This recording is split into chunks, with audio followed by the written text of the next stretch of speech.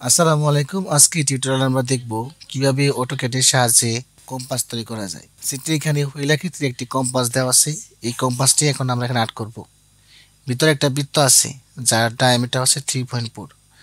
এখানে আমরা যাব সার্কেল থেকে সিলেক্ট করব সেন্টার ডায়ামিটার। এরপর এখান থেকে আমরা ড্রয়িং করব এবং মান বসাবো 3.4 লিখে এন্টার চাপ দিব। বাইরে আরেকটা সার্কেল আছে যার ডায়ামিটার 70.88। আবার যাব সার্কেল থেকে সেন্টার ডায়ামিটার। এখান থেকে আমরা লিখবো এখন 17.88। আবার দেবো এন্টার। আবার যাব সেন্টার ডায়ামিটার সার্কেল আছে সেটা হচ্ছে 22.12। আবার সার্কেল সেন্টার ডায়ামিটার এখানে আমরা লিখবো 22.12। Press enter. এখন মাঝখানে যেটা লাইন আছে এই লাইনটা ড্রয়িং করব।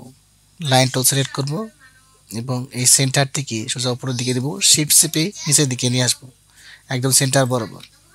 এখন এই যে বৃত্তের নিচের অংশটুকু আছে এটুকু আমার প্রয়োজন নেই, তো এটা কাটবো। কাটার জন্য যাব টিম থেকে এন্টার থেকে এখানে ধরলেই আমাদের অটোমেটিক এটা কাটা হয়ে যাবে। এই বাইরের অংশ আমাদের কোনো প্রয়োজন নেই। এখন লাইনটাকে সিলেক্ট করে এটাকে 120 ডিগ্রি কোণে তিনটা রাউন্ড শেপ নিব। তো এটা করার জন্য যাব সিলেক্ট করে অ্যারে থেকে যাব পোলার এরে থেকে সেন্টারে সিলেক্ট করব এবং অটোমেটিক এটা ফিল আপ হয়ে যাবে। যেহেতু আমার 6টা পার্ট আসছে, আমার দরকার 3টা পার্ট, 6 জায়গায় লাগবে 3। এরপর এই অ্যাঙ্গেল এখানে ক্লিক করলে অটোমেটিক এখানে 3টা হয়ে যাবে। ক্লোজ অ্যারে দিয়ে এটাকে সেভ করে নেব। এরপর লাইনটাও সিলেক্ট করব। লাইনটাও সিলেক্ট করলে এখান থেকে এখানে নিয়ে আমরা একটা অ্যারো অ্যাড করব। আবার এখান থেকে এখানে সিলেক্ট, এখানে মিলে দিবেন, আবার এখানে মিলে দিলেন। এখন আমাদের অ্যারোটা কমপ্লিট হয়ে গেল।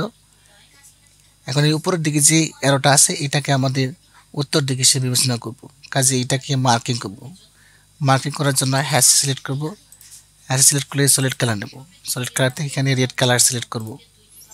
এখানে একটা রেড কালার দিয়ে দিলাম এবং এই পাশে একটা হালকা রেড কালার দেবো। এই জন্য আবার যাব এই কালারটা সিলেক্ট করব।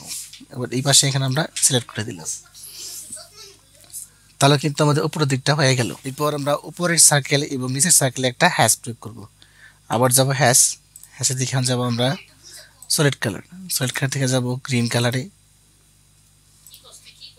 আবার একটা নিচের দিকে গ্রিন কালার সিলেক্ট করব। আবার যাব হ্যাশের দিকে একটা ডার্ক গ্রিন কালার সিলেক্ট করব। আবার ক্লোজ দিয়ে দেব। এই যে এখন কিন্তু আমার পুরো কম্পাসটা হয়ে গেছে। তো এই কম্পাসটা আমরা তৈরি করে রাখলাম, কারণ আমরা পরের টিউটোরিয়ালে সার্ভেয়ার প্যাড তৈরি করব, সেখানে এই কম্পাসটা দরকার পড়বে। তো ধন্যবাদ সকলকেই, দেখা হবে আগামী টিউটোরিয়ালে।